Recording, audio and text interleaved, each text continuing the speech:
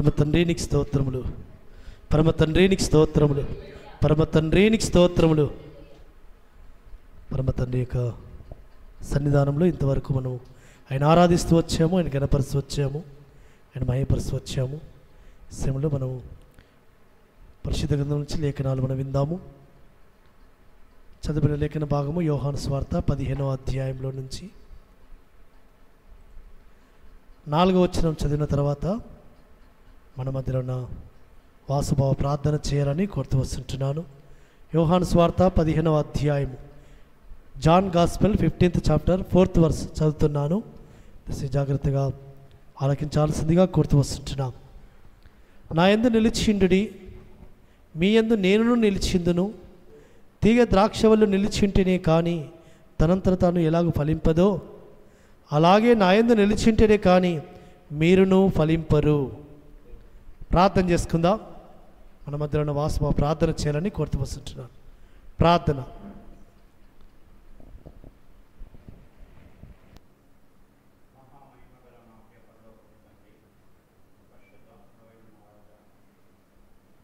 నీ ఉన్నతమైన నీ ప్రేమను బట్టి కృతజ్ఞతాస్తుతులు చెల్లించుకుంటున్నాము తండ్రి.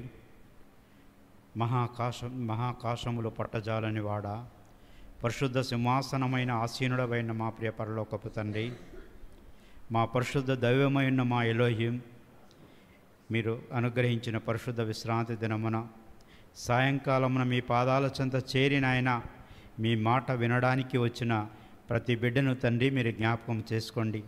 ఆన్లైన్లో వీక్షిస్తున్న బిడ్డలను కూడా మీరు జ్ఞాపకం చేసుకోండి, దర్శించండి తండ్రి. మీరు మాట్లాడండి, మీరు ఓదార్చండి. వాక్యం అనే ఖడ్గజ్వాలలలో తండ్రి మా పాపములను దహించి వేయండి నాయన. మీకు స్తోత్రం చెల్లించుకుంటున్నాం. స్తోత్రం అయ్యా, మీ దాసుని నిలబెట్టుకొని మీ పరిశుద్ధాత్మ కౌగిట్లో భద్రపరుచుకొని మీ ఆత్మచేత మీరు నడిపించి అయ్యా, మీ సంకల్పము, మీ ప్రణాళిక, మీ కృప, మీ బిడ్డలమైనటువంటి మా మీద మీరు చూపిస్తున్న మీ ప్రేమను అయా విశదపరచుకోవడం కోసము అయా మీ కుమారుడైనటువంటి దయాకర్ బ్రదర్ను మీరు నిలబెట్టుకొని మీరు మాట్లాడబోతున్న మీ అమూల్యమైన మీ మాటలను బట్టి మీ పరిశుద్ధమైన సన్నిధికి వచ్చిన ఆయన మీకు కృతజ్ఞతాస్తుతులు చెల్లించి అయ్యా, మీరు ఈ వారమంతటిలో మీరు మాకు చేసిన మేళ్లను బట్టి మీకు కృతజ్ఞతాస్తుతులు చెల్లించడానికి మీ పాదాల చెంతకొచ్చాము నాయన. మీకు స్తోత్రం చెల్లించుకుంటాం. అయ్యా, మీ మాట వింటే బతుకుతాము తండ్రి. అయ్యా, మీ మాట మాకు జీవపు ఊట నాయన. మీ వాక్యము మా పాదములకు వెలుగై ఉన్నది తండ్రి. అట్టి వెలుగులో మా చీకటిని తోలుదీసుకొని తండ్రి అయ్యా, మీ వెలుగులో మేము జీవించుటకు మీ వాక్యం అనే ఖడ్గము చేత మీరు మమ్మల్ని దర్శించండి అయ్యా. మీ వాక్యం అనేటువంటి ఖడ్గము జ్వాలల చేత అయ్యా మా పాపములను, మా అహమును అయ్యా మీరు దహించి వేసి మీకు ఇష్టమైనటువంటి బిడ్డలుగా, మీ ఆత్మను పొందుకున్నటువంటి బిడ్డలుగా, మీ పరిశుద్ధమైన సన్నిధిని అయ్యా మేము జీవించున్నట్లు మీ కృప మాకు తోడుగా ఉంచి నడిపించుమని మరొకసారి మీ దాసుని, మీ ప్రియకుమారుని దయాకర్ బ్రదర్ను మీ దయగల హస్తంలకు అప్పగించుకుంటూ మీ దయగల మీ బాహు తోడుగా ఉంచి మహిమ పొందుకోనమని వినుచున్న మా చెవులు మందం చేసుకోకుండా ఆత్మతో సత్యముతో ఆరాధించి మీ సన్నిధిలోనైనా సంపూర్ణమైన ఆశీర్వాదం పొందుకొని రాబోయే వారంలో అయా జీవము పొందుకొని, ఆరోగ్యము పొందుకొని, స్వస్థత పొందుకొని, బలము పొందుకొని సజీవముగా నిలబడి మరి యొక్క విశ్రాంతి దినము ఆచరించడానికి మీరు మమ్మల్ని జ్ఞాపకం చేసుకొనుమని ఈ అమూల్యమైన సమయాన్ని అయా మీ దాసుని మీ పరిశుద్ధమైన పాదాలకు సమర్పిస్తూ మా రక్షకుడు, విమోచకుడు, నజరేయుడైన యెషువా మెస్సియ నామములో స్తుతించి వేడుకుంటున్నాను పరమ తండ్రి. ఆమేన్. ఆమేన్. థ్యాంక్ యూ బాబు.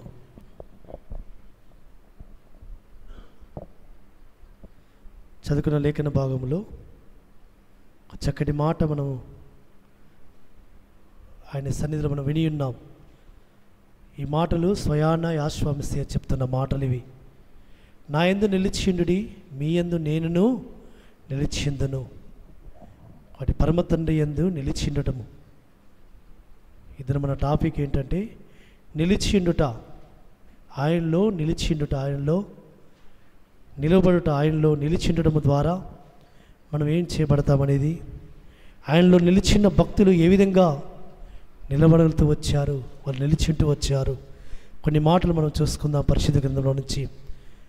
కాబట్టి నా యందు నిలిచిండుడి, మీ యందు నేనును నిలిచిందును.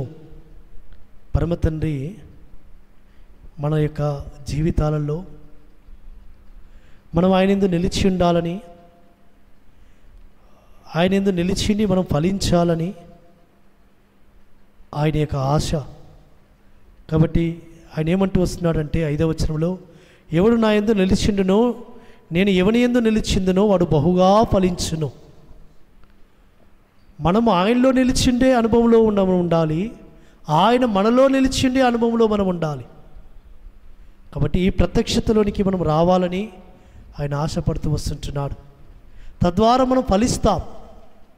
ఆయనలో మనం నిలిచి ఉండాలి, మనలో ఆయన నిలిచి ఉండాలి. కాబట్టి ఇక రాజబడుతూ వస్తుంటుంది, ఎవడు నా యందు నిలిచిండునో, నేను ఎవని యందు నిలిచిందునో వాడు బహుగా ఫలించును, నాకు వేరుగా ఉండి మీరేమీయో చేయలేరు. 5వ వచనంలో.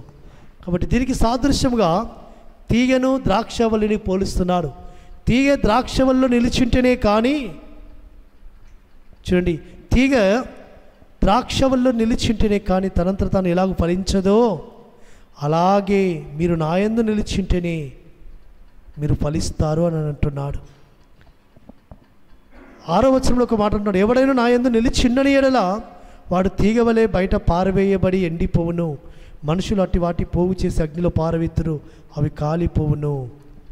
ఆయనలో నిలిచి ఉండకపోతే, మనం ఆయనలో నిలిచి ఉండకపోతే మనం తీసి పారవేయబడతాము, తద్వారా అగ్నికి ఆహుతి చేయబడతాం. కాబట్టి ఆ స్థితి మనకు రాకుండా ఉండడం నిమిత్తమై ఆ పరమతను ఏమంటూ ఉన్నాడంటే, నా యందు నిలిచిండుడి, నేను మీ యందును నిలిచిందును.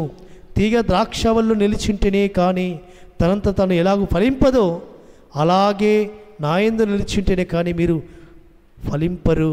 కాబట్టి ఇదొక శ్రేష్టమైన ఉన్నతమైన ఒక ప్రత్యక్షత. ఈ ప్రత్యక్షతను ఎవరు కలిగి ఉంటారంటే, ఆయన ఆత్మను పొందుకున్నవారు మాత్రమే, ఆయన ఆత్మచేత నడిపింపబడుతున్నవారు మాత్రమే, ఆయన ఆత్మను అనుదినము పొందుకుంటూ ఆయనలో ఆనందిస్తున్నవారు మాత్రమే. అవును, నేను ఆయనలో నిలిచింటేనే కానీ నేను ఫలించలేను, మరియు ఆయన నాలో నిలిచింటేనే కానీ నేను ఫలింపలేను. కాబట్టి ఆ పరమ తండ్రిలో మనం నిలిచి ఉండాలి. అయితే ఎప్పుడు మనం నిలిచి ఉన్నట్టు, ఏ విధంగా ఉంటే మనం ఆయనలో నిలిచిన్నట్టు అంటే, ఆయన యొక్క లేఖనాలు చక్కగా సెలవించబడినాయి. 10వ వచనంలో ఆయన అంటూ వస్తుంటున్నాడు, నేను నా తండ్రి ఆజ్ఞలు గైకొని ఆయన ప్రేమ యందు నిలిచిన ప్రకారము, చూడండి, మీరును నా ఆజ్ఞలు గైకొనేలా నా ప్రేమ యందు నిలిచిందురు. ఆయన ఆజ్ఞలు గైకొనడము ద్వారా, నేను నా తండ్రి ఆజ్ఞలు గైకొని ఆయన ప్రేమ యందు నిలిచిన ప్రకారము మీరును నా ఆజ్ఞలు గైకొని ఎడలా నా ప్రేమ యందు నిలిచిందురు. ఆయనలో నిలిచిండడమే అనుభవం అంటే ఏంటి అంటే, ఆయన ఆజ్ఞలు గైకొనడము ద్వారా ఆయనలో నిలిచి ఉండడము. ఆయన ఆజ్ఞలు గైకొనకుండా, ఆయన మాటకు విధేయము కాకుండా, ఆయన కట్టలు నెరవేర్చకుండా నేను ఆయన ఎందుకు కూడా నిలిచిన్నానని అనుకోవడం అదొక భ్రమ. కాబట్టి తండ్రి లేఖనము ఏమని సెలవిస్తుందంటే, ప్రియులారా, ఆయన యొక్క ఆజ్ఞలు గైకొని ఆయన మార్గంలో నడవడము ద్వారా మనం ఆయన యందు నిలిచిన్నాము.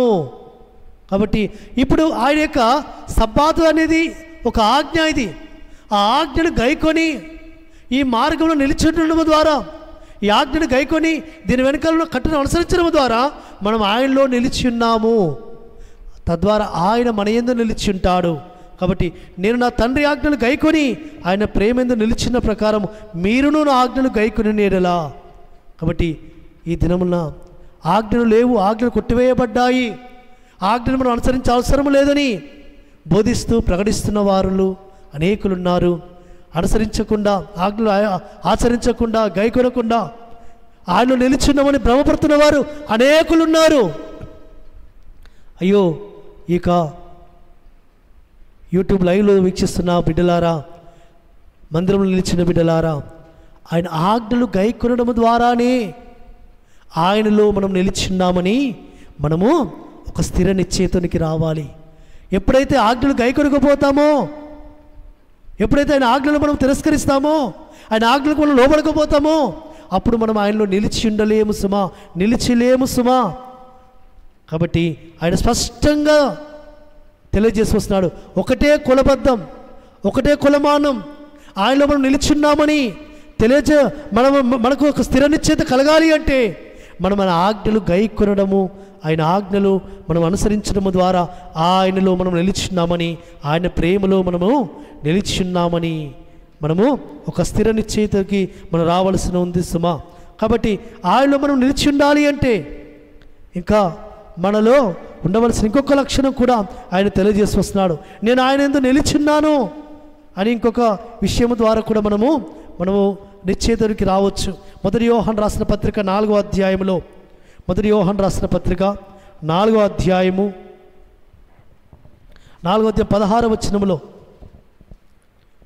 మన ఎడల ఎలోహింకు ఉన్న ప్రేమను మనం ఎరిగిన వారమై దాన్ని నమ్ముకొని ఉన్నాము. ఎలోహిం ప్రేమాస్వరూపి అయినాడు, ప్రేమయందు నిలిచియుండువాడు, ఎలోహిం యందు నిలిచియున్నాడు, ఎలోహిం వాని యందు నిలిచియున్నాడు. ఎలోహిం యందు నువ్వు నిలిచిన్నావని నువ్వు గుర్తేంటంటే నీవు నీ సహోదరుని ప్రేమిస్తుంటావు, నీ సహోదరుని నువ్వు ప్రేమిస్తూ క్షమిస్తూ వెళ్తుంటావు. కాబట్టి రెండవ పాయింట్ ఏంటంటే నీవు నీ యొక్క సహోదరుని నువ్వు ప్రేమిస్తున్నావు. నీ హృదయాంతరంగంలో నుంచి సంపూర్ణమైన ప్రేమను నువ్వు ప్రేమిస్తున్నావు అంటే నువ్వు ఎలోహిం యందు నిలిచున్నావని అర్థం.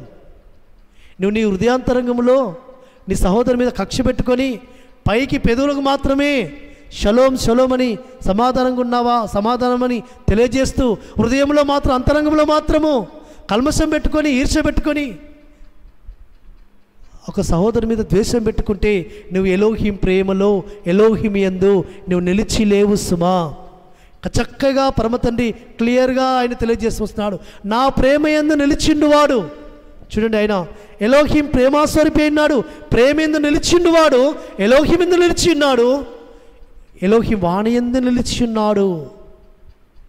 కాబట్టి నువ్వు ఎలోహింను ప్రేమిస్తున్నావు, సరే మంచిదే. కానీ నీ సహోదరుని కూడా నువ్వు ప్రేమింపబద్ధుడైనావు. నీ సహోదరుని అనగా నీ ఎదుట ఉన్న ఏ సహోదరుడైనా, వాడు బీదవాడైనా, వాడి కుష్ఠోడైనా, కుంటోడైనా, ఏ స్థితిలో ఉన్నా, నీ ఎదుట ఉన్న సహోదరుడు పరమతని నీ ఎదుట ఒక సహోదరుని పెట్టాడు, వాడు నువ్వు ప్రేమించకపోతే నువ్వు ఎలోహిం యందు నిలిచి లేవు సుమా. కాబట్టి ఎలోహిం నీ యందు నిలిచి ఉండాలి అంటే నువ్వు నీ సహోదరుని ప్రేమించు, పరమతండ్రి తెలియజేస్తున్న మాట. కాబట్టి చక్కగా పరమతండ్రి ఆ విధంగా తెలియజేసి వస్తున్నాడు. ఇంకొక మాట 12వ వచనంలో దాన్ని ఇంకా పరమతండ్రి చక్కగా రాసి వస్తుంటున్నాడు. ఏ మానవుడును ఎలోహిమును ఎప్పుడును చూచి ఉండలేదు. మనం ఒకరినొకడు ప్రేమించిన ఎడల ఎలోహిం మన యందు నిలిచిండును. ఆయన ప్రేమ మన యందు సంపూర్ణమగును. దీని వలన మనము ఆయన యందు నిలిచిన్నామనియు ఆయన మన యందున్నాడనియు తెలుసుకొనుచున్నాము. ఏలయనగా ఆయన మనకు తన ఆత్మలో పాలు దయచేసి ఉన్నాడు. ఏ మానవుడిని ఎలోహిం ఎప్పుడు చూచి ఉండలేదు. కాబట్టి ఏ మానవుడు, కాబట్టి అలనాడు మోషే కూడా ఆయన ముఖమును ఎదురుగా చూడలేదు సుమా. అయ్యా నీ ముఖాన్ని చూస్తానంటే నువ్వు నా ముఖాన్ని చూస్తే తట్టుకోలేవని ఆ యొక్క బండ సందులో నుంచి నిలిచినప్పుడు ఆ వెనుక భాగాన్ని మాత్రమే చూస్తూ వచ్చాడు మోషే. అందుకే ఇక్కడ ఈ మాట రాయబడుతూ వచ్చింది, ఏ మానవుడు ఎలోహింను చూచి ఉండలేదు. చాలామంది అంటుంటారు, మేము ఎలోహిం చూచి ఉన్నాం, ఎలోహింను మేము చూసాము, ఆయన ఈ రూపంలో ఉన్నాడు, ఈ రూపంలో ఉన్నాడు. కానీ లేఖనం సెలవివ్వబడుతుంది, లేఖనంలో రాయబడింది, ఏ మానవుడును ఎప్పుడునూ ఎలోహింని చూచి ఉండలేదు. ఎవరు చూస్తున్నారు ఎలోహింను అంటే ఎదుటిగా ఉన్న నీ సహోదరుల్లో నీవు ఎలోహింను చూస్తున్నావు, ఎలోహిం స్వరూపతను చూస్తున్నావు. కాబట్టి మనం ఒకరినొకరు ప్రేమించిన ఎడల ఎలోహిం మన యందు నిలిచిండును. మనము అనగా ఆయన ప్రేమ మన యందు పరిపూర్ణమగును. దీనివల్ల మనము ఆయన యందు నిలిచిన్నామని, ఆయన మన యందున్నాడని తెలుసుకొనిచున్నాము. ఒకటే, నీ ఎలోహిమును నువ్వు ప్రేమిస్తున్నావని నీ సహోదరుని ద్వేషిస్తే నువ్వు ఆయన యందు నిలిచి ఉండలేవు సుమా. కాబట్టి నీ ఎదుట ఉన్న నీ సహోదరుని నువ్వు ప్రేమించక, కనబడని సర్వశక్తుని నేను ప్రేమిస్తున్నానంటే నువ్వు అబద్ధికుడు అవుతున్నావు, అబద్ధాలు ఆడుతున్నావు. నీవే మోసపరుచుకుంటున్నావు. కాబట్టి అందుకే ఆయన ఏం తెలియజేస్తున్నాడంటే, నీ ఎదుట ఉన్న సహోదరుని నువ్వు ప్రేమిస్తేనే ఎలోహిం నందు నువ్వు నిలిచిన్నావు, ఎలోహిం నీ యందు నిలిచిన్నాడు. కాబట్టి అందుకే పరమతని సన్నిధిలో ఆయన చక్కగా ఆయన రాయించి పెడుతూ వచ్చినాడు. ఎలోహిము మన యందు నిలిచి ఉండాలి అంటే మనం మన సహోదరులను మనం ప్రేమించబద్దలమైన. కాబట్టి ఆయన మన యందు నిలిచిన్నాడని ఆయన ఆత్మ మనకు తెలియజేస్తూ వస్తుంటున్నాడు. కాబట్టి ఏలి అనగా ఆయన మనకు తన ఆత్మలో పాలు దయచేసి ఉన్నాడు, తన ఆత్మలో పాలు దయచేసి ఉన్నాడు. మన సహోదరుని మనం ప్రేమించకుండా నేను ఆయన ఆత్మను పొందుకున్నానంటే అది కుదరని పరిశ్రమ. ఆయన ఆత్మ మన మీదకి దిగిరాదు. ఆయన ఆత్మపూర్లు మనం కాలేము, ఆత్మతో నింపబడలేము సుమా. ఆత్మలో మనకు పాలు లేదు. కాబట్టి ఎలోహిం యొక్క ఆత్మ మనలో ఉండాలి. ఎలోహిం ఆత్మలో మనము పాలిభాగస్థలము కావాలి అంటే, ఎలోహిం ఆత్మతో అభిషేకింపబడాలి అంటే మనము ఆయన యందు నిలిచి ఉండాలి. ఆయన యందు నిలిచి ఉండడం అంటే మన ఎదుట ఉన్న సహోదరుని మనము ప్రేమించడమే, ప్రేమించడమే, ప్రేమించడమే. అది ఎలాంటి ప్రేమ అంటే నిష్కలంకంగా మనం ప్రేమించాలి. హృదయంలో ఏ విధమైన స్వార్థము లేకుండా, ఏ విధమైన అపేక్ష లేకుండా, ఏ విధమైన స్వార్థపూరితమైన ప్రేమ లేకుండా మనం మన సహోదరుని ప్రేమించబద్దలమైనాం. మనల్ని మన సర్వోన్నతుడు ఏ విధంగా ప్రేమించాడో, కాబట్టి ఆ విధంగా మనం ప్రేమించాలని పరమతండ్రి కోరుతూ వస్తుంటాడు. అప్పుడే ఆయన యందు మనము నిలిచిన్నామని గుర్తు సుమా.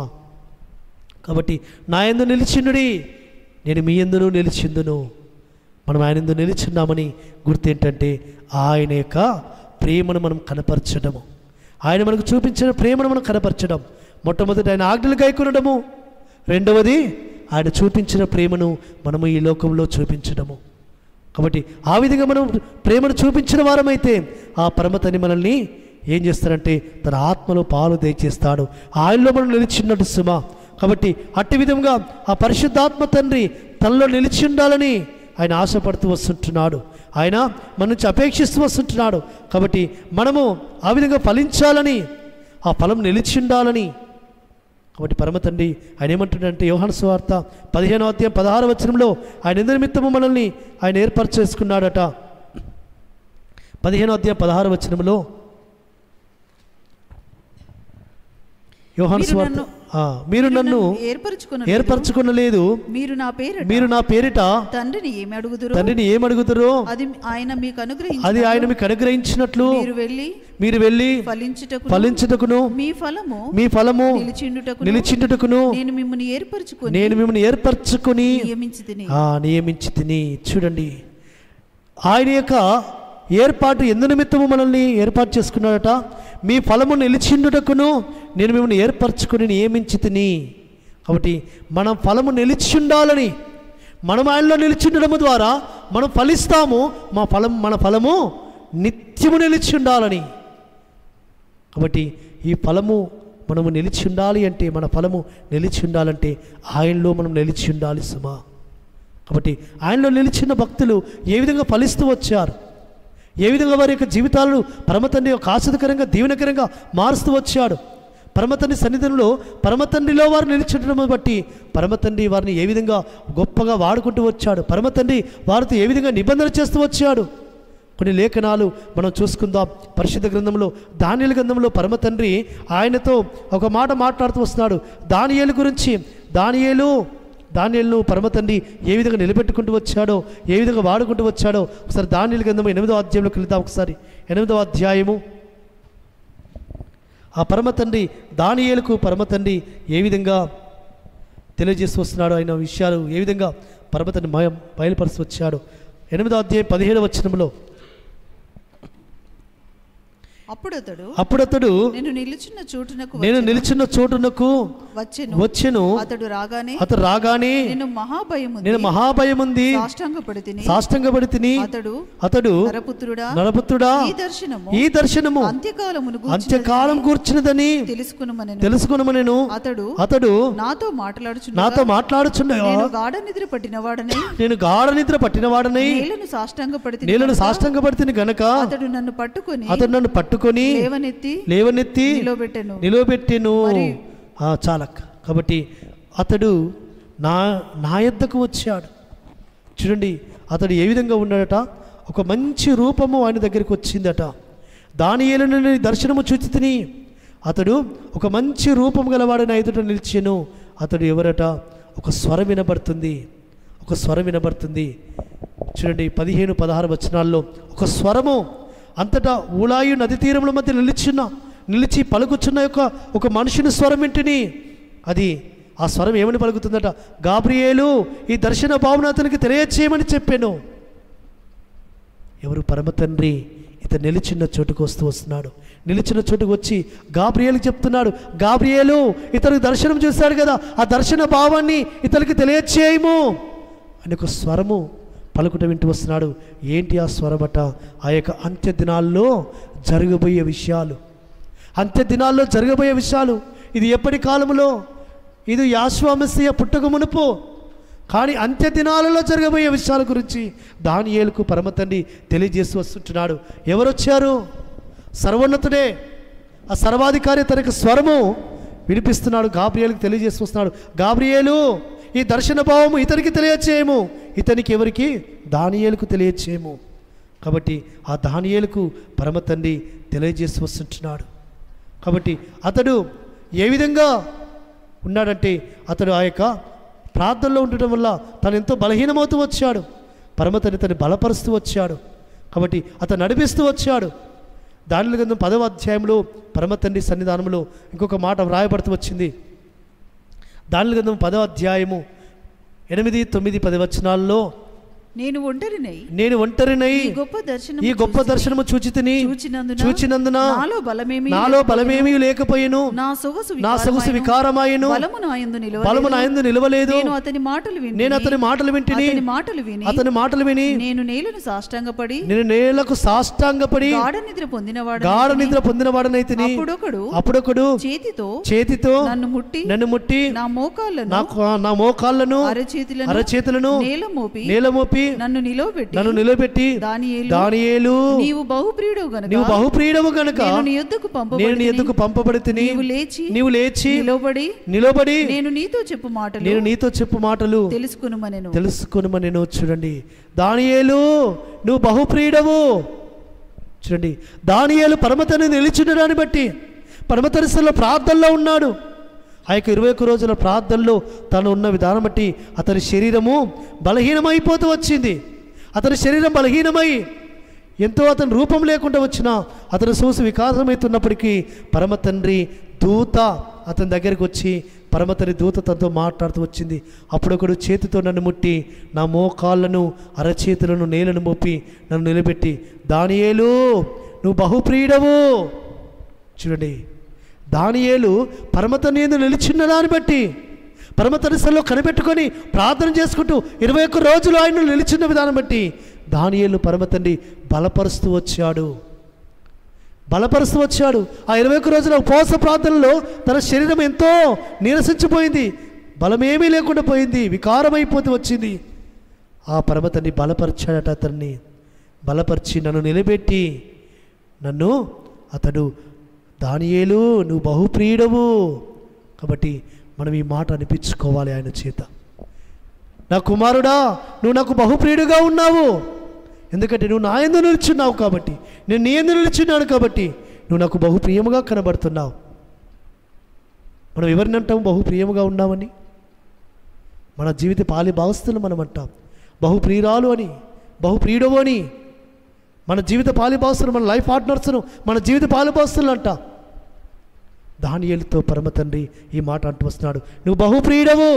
ఎందుకంటే దానియేలు పరమ తండ్రిలో నిలిచి ఉన్నాడు. ఏ కష్టం వచ్చినా, ఏ బాధ వచ్చినా, ఏ స్థితి వచ్చినా తండ్రి సన్నిధానంలో నుంచి తప్పిపోలేదు సుమా.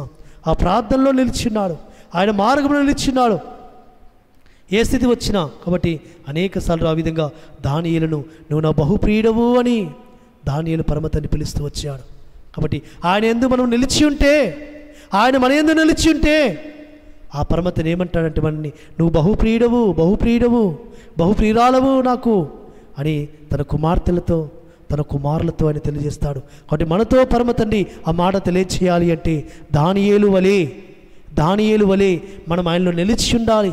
దానియేలు ఏ విధంగా తన జీవితం అంతా కూడా ఆయనకు సమర్పించుకొని పరమతండ్రిని ఆరాధిస్తూ వచ్చాడు, ఆయన సన్నిధిలో నిలబడుతూ వచ్చాడు. చూడండి, ఆయన 3 వారములు 10వ అధ్యాయం 2వ వచనం అంటూ వచ్చింది, ఆ దినములయందు దానియేలును నేను 3 వారములు దుఃఖప్రాప్తుడనైతిని. 3 వారములు గడిచే వరకు నేను సంతోషంగా భోజనము చేయలేక ఉంటిని. 3 వారములు అనగా 21 రోజుల ఉపవాస ప్రార్థనలో పరమతండ్రి సన్నిధానంలో నిలబడుతూ వచ్చాడు. కాబట్టి అందుకే పరమతండ్రి అతన్ని బహుప్రియుడవు 18వ వచనంలో కూడా అతను అంటూ వచ్చాడు. 18వ వచనం 19వ వచనంలో కూడా అతడు మరలా నన్ను ముట్టి నన్ను బలపరిచి నువ్వు బహుప్రియుడవు, భయపడకుము, నీకు శుభమవును గాక, ధైర్యము తెచ్చుకోమని నాతో చెప్పాను. చాలక్క. కాబట్టి నువ్వు బహుప్రియుడవు, మరలా ముట్టి నన్ను మరలా పరపరుస్తున్నాడు. బహుప్రియుడవు అని ఆయన తెలియజేస్తున్నాడు. ధైర్యం తెచ్చుకోము అంటున్నాడు. కాబట్టి నేను ధైర్యం తెచ్చుకుని నువ్వు నన్ను ధైర్యపరచదు కనుక నా ఏళ్ళు వాడవైన నీవు నన్ను ఆజ్ఞిమ్మని చెప్పి తిని అయ్యా. కాబట్టి ఆయన ధైర్యపరుస్తున్నాడు. కాబట్టి ప్రియులారా, ఆ పరమతండ్రి మన యందు నిలిచి ఉండాలి అంటే, ఆయనలో మనం నిలిచి ఉండాలి అంటే మనం ఆయన సన్నిధానంలో ఆయన యొక్క ప్రార్థనలో మనం నిలిచి ఉండాలి. కాబట్టి మూడవది మనం ఆయనలో నిలిచి ఉండాలంటే దానియేలు వలె మనము ప్రార్థనా అనుభవంలో మనం ఉండాలి, ప్రార్థనా జీవితము. కాబట్టి ప్రార్థనలో ఎవరైతే ఉంటారో, ఆయన సన్నిధిలో ప్రార్థనలు ఎవరైతే ఉంటారో వారు ఆయనలో నిలిచి ఉంటారు సుమా. కాబట్టి వారి శరీరం బలహీనము కావచ్చు, వారి శరీరం వికారము కావచ్చు, వారి శరీరము నీరసించిపోవచ్చు, కానీ పరమతండ్రి వారిని బలపరుస్తాడు. దానియేలును బలపరిచినట్టుగా, దానియేలును పరమతండ్రి ధైర్యపరిచినట్టుగా, దానియేలును పరమతండ్రి నిలబెట్టినట్టుగా పరమతండ్రి నిన్ను నిలబెడతాడు, నిన్ను బలపరుస్తాడు, నిన్ను ధైర్యపరుస్తాడు నువ్వు ఆయనలో నిలిచి ఉంటే. కాబట్టి అనేకమైన విషయాలు కూడా పరమతండ్రికి బయలుపరుస్తాడు సుమా. ఆ పరమతండ్రి సన్నిధానంలో 11వ అధ్యాయము దానియేలు ఇంకొక మాట రాసి వస్తున్నాడు. మొదటి వచనంలో మాదీయుడగు దర్యావేషు మొదటి సంవత్సరమందు మికాయేలును స్థిరపరచుటకును బలపరచుటకును నేను అతని యుద్ధ నిలబడితిని. చూడండి, మికాయేలును స్థిరపరచుటకును, మికాయేలును బలపరచుటకును అతని యుద్ధ నిలబడితిని. చూడండి, పరమతండ్రి యొక్క దూతలను కూడా ఇతడు ఏ విధంగా తెలియజేస్తూ వస్తున్నాడు. చూడండి, పరమతండ్రి సన్నిధానంలో మికాయేలుని దూతను కూడా స్థిరపరచడానికి పరమతండ్రి అనగా పరమతండ్రి సన్నిధానంలో ఎంతగా పరమతండ్రి తన్ని బలపరుస్తూ వచ్చాడు, ఏ విధంగా నడిపిస్తూ వచ్చాడు, ఏ విధంగా పరమతండ్రి అతన్ని ఆదుకుంటూ వచ్చాడు, ఏ విధంగా అతన్ని పరమతండ్రి గొప్పగా వాడుకుంటూ వచ్చాడు. చూడండి, అంతే మాత్రమే కాదు, అంత్య దినాల్లో జరగబోయే విషయాలు, అంత్య దినాల్లో ఆ పరమతండ్రి సన్నిధానంలో ఎవరు గ్రహింపలేని గొప్ప సంగతులను పరమతండ్రి దానియేలుకు బయలుపరుస్తూ వచ్చాడు.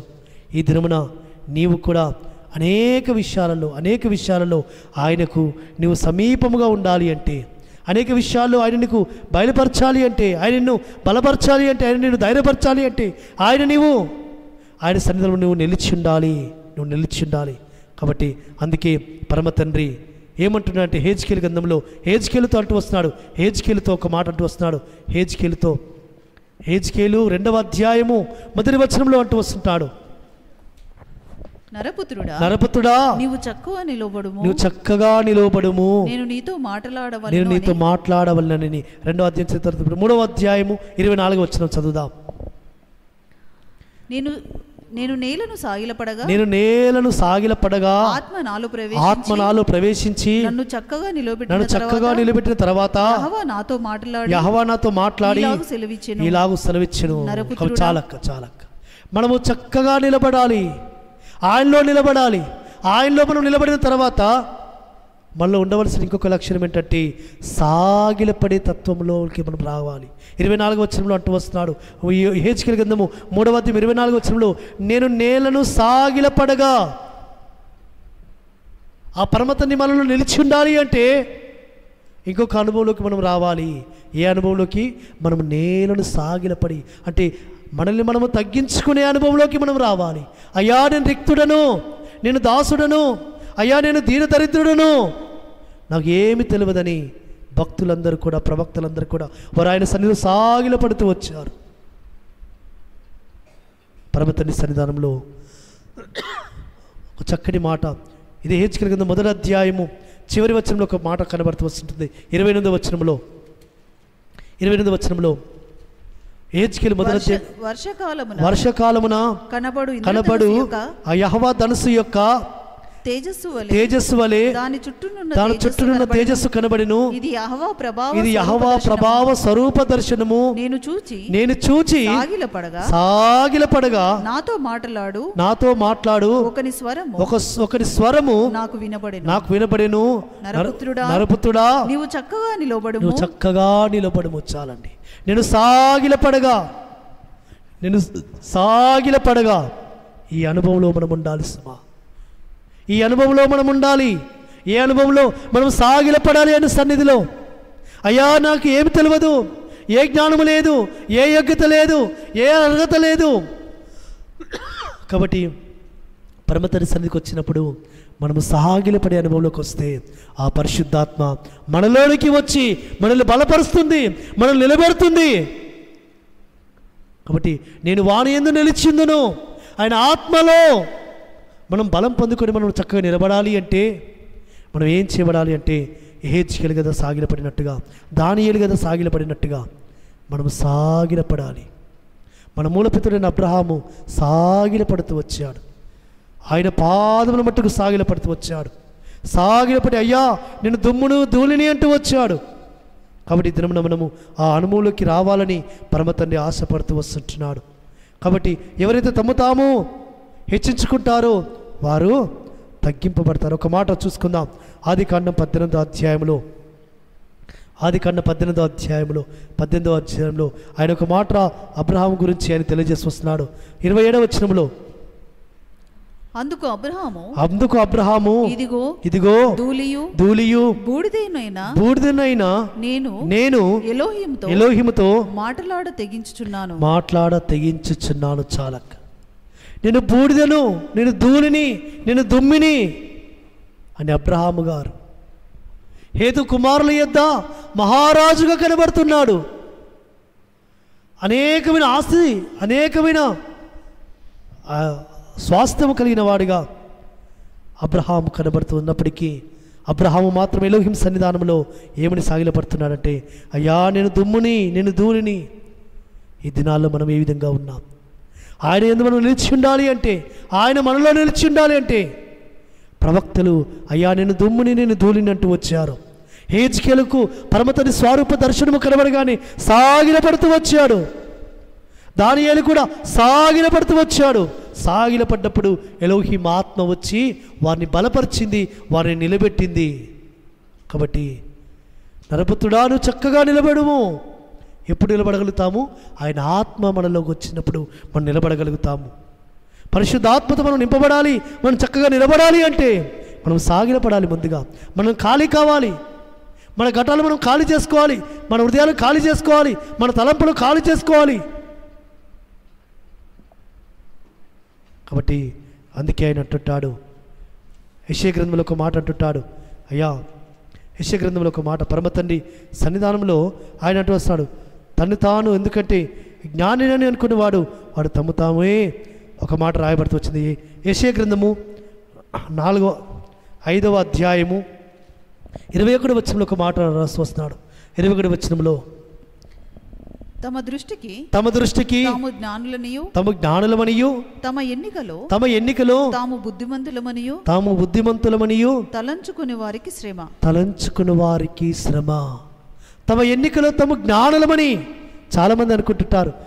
అబ్బా నేను జ్ఞానిని కదా, నాకున్న జ్ఞానం ఎదుటోడికి ఉందా, నేను బుద్ధిమంతుణ్ణి కదా, నాకున్న బుద్ధి ఎదుటోడికి ఉందా అని అనుకుంటాం. కానీ లేఖనం ఏమని సెలవివ్వబడుతుందంటే, ఏమని సెలవిస్తుందంటే తమ దృష్టికి తాము జ్ఞానులం అనుకున్న వారికి, తమ దృష్టికి తాము బుద్ధిమంతులం అనుకున్న వారికి, తలంచుకున్న వారికి శ్రమ శ్రమ శ్రమ. భక్తులు ఆ విధంగా అనుకోలేదు. భక్తులు ఎవరు తమ జీవితాల్లో నేను జ్ఞానిని అనుకోలేదు, నేను బుద్ధిమంతుని అనుకోలేదు, నేను ఎన్నికైన వాడిని అనుకోలేదు. వారు ఏమనుకున్నారు అంటే వారు దుమ్మిని ధూళిని అనుకున్నారు. వారు సాగిలపడుతూ వచ్చారు. కాబట్టి దినాన్న నా అంత జ్ఞానవంతుడు ఎవరు లేరని మనము మన జ్ఞానాన్ని బట్టి మనం విరివిగుతాం. మన బుద్ధిని బట్టి, మన చదువుని బట్టి, మనకున్న ఆ యొక్క ఆ సామర్థ్యాన్ని బట్టి మనము గర్విస్తుంటుంటాం. గర్విష్ఠుల హృదయాలలో పరమతండ్రి ఆత్మ ఉండదు సుమా. గర్విష్ఠులకు పరమతండ్రి దూరముగా ఉంటాడు. పరమతండ్రి వారిలో నిలిచి ఉండడు. వారు పరమతండ్రి నిలిచి లేరు సుమా. కాబట్టి తమ దృష్టికి తాము జ్ఞానులమని, తమ ఎన్నికలు తాము బుద్ధిమంతులమని తలంచుకున్న వారికి శ్రమ శ్రమ శ్రమ.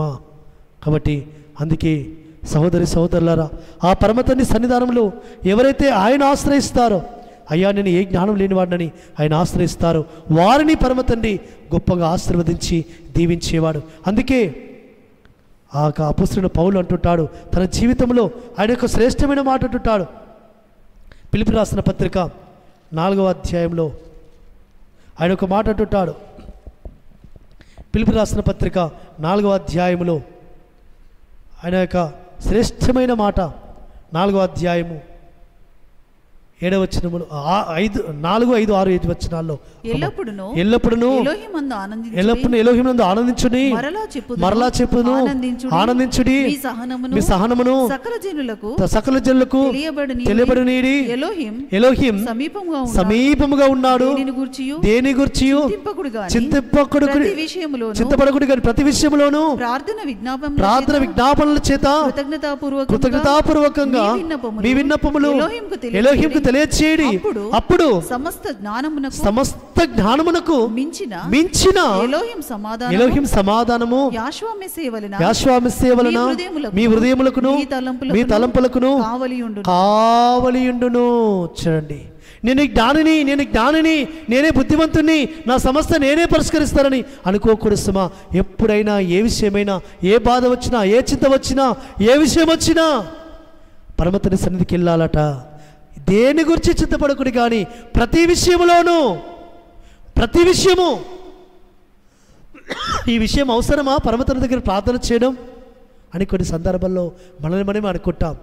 అది ఏమంటుందట, మన యొక్క సొంత ఆలోచన, అది మన సొంత జ్ఞానం. అది ఇది అవసరమా, పరమతండ్రి పాదం చేత పెట్టి అడగడం ఇది అవసరమా అని మనలో తలంపు వస్తుంటుంది. ఇది తమ దృష్టికి తామే జ్ఞానం అని కొనడం. కానీ పరమతండ్రి లేఖనం ఏం సెలవివ్వబడిందంటే ప్రతి విషయంలోనూ పరమతండ్రికి మీ యొక్క ప్రార్థన విజ్ఞాపన తెలియచేయండి, మీ అవసరత తెలియచేయండి, మీ చింతలు ఆయనకు తెలియచేయండి, మీ అక్రతలు ఆయనకు తెలియచేయండి, మీ ఇబ్బందులు ఆయనకు తెలియచేయండి, మీ అవసరతలు ఆయనకు తెలియచేయండి. అప్పుడు మీ జ్ఞానానికి మించిన ఎలోహిం సమాధానము మీ హృదయాలకును మీ తలంపులకును కావలి ఉంటుంది. ఎలోహిం యొక్క సమాధానం చేత మీరు నింపబడతారు. ఎలోహిం ఆత్మ చేత మీరు నింపబడతారు. ఎలోహిం మీలో నిలిచి ఉంటాడు. కాబట్టి అందుకే ఆయన చక్కగా మాట రాసి వస్తున్నాడు, అయ్యలారా మీ యొక్క సమస్య, మీ చింత దేని విషయంలో కానీ మీరు చింతపడకూడదు, కానీ ఆయనకు తెలియచేయండి, ఆయనకు అప్పగించండి, ఎలోహింకి తెలియచేయండి. ఎలోహిం తెలియజేస్తున్నామా, లేక మనది మనమే ఆ భారం మోస్తున్నామా, మనది మనమే చింతపడుతున్నామా? కాబట్టి ప్రతి విషయంలో అపోస్తలుడైన పౌలు ఎలోహిం యందు ఆయనను ఆశ్రయిస్తున్నాడు, ఆయన సన్నిధిలో మొరపెడుతున్నాడు. కాబట్టి ఆ పరమతండ్రి సన్నిధిలో ఆయన ఒక మాట అంటూ వస్తుంటున్నాడు. ఆ పరమతండ్రి సన్నిధిలో 2 కొరింథీ రాసిన పత్రిక 12వ అధ్యాయంలో ఒక మాట అంటూ వస్తుంటున్నాడు. 2 కొరింథీ రాసిన పత్రిక 12వ అధ్యాయంలో 7వ వచనము, 8వ వచనము, 9వ వచనం చదువుకుంటే నాకు కలిగిన ప్రత్యక్షతలు బహు విశేషముగా ఉన్నందున నేను అత్యధికముగా హెచ్చిపోకుండా నిమిత్తము నా శరీరములో ఒక ముళ్ళు నేను అత్యధికముగా హెచ్చిపోకుండా నిమిత్తము నన్ను నలగొట్టుటకు సాతాను యొక్క దూతగా ఉంచబడెను. అది నా యుద్ధ నుండి తొలగిపోవాలని దాని విషయమై ముమ్మారు ఎలోహిమును వేడుకుంటుని, అందుకు నా కృప నీకు చాలును, నా బలహీనతలయందు నా శక్తి పరిపూర్ణమగుచున్నదని ఆయన నాతో చెప్పెను.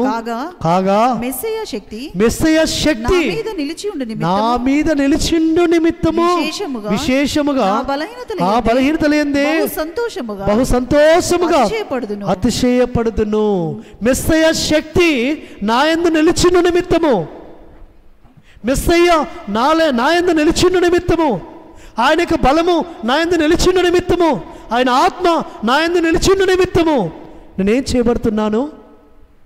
ఆయన శరీరంలో ఒక ముళ్ళు ఉంచాడు. ఆ ముళ్ళు తీసివేయాలని నేను ముమ్మారు అడిగితేని, కానీ అది తీసివేయట్లేడము ఆయన చిత్తము కాదు.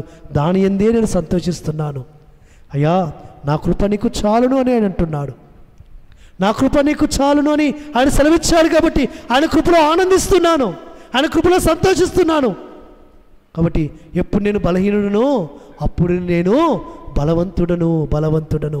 కాబట్టి ఆయన ఎప్పుడు మన యందు నిలిచి ఉంటాడంటే ఎప్పుడైతే మనం ఆయన కృప యందు ఆధారపడతామో, ఆయన కృపలో సంతోషిస్తుంటాము. ఎప్పుడైతే ఆయన కృపను ఆధారం చేసుకొని అయ్యా నీవే నా కృప, నీవే నా ఆధారము, నీవే నా జీవనాధారమని ఆయన కృపను ఆధారం చేసుకుంటుంటాము, అప్పుడు ఆయన యొక్క శక్తి మన యందు నిలిచి ఉంటుంది సుమా.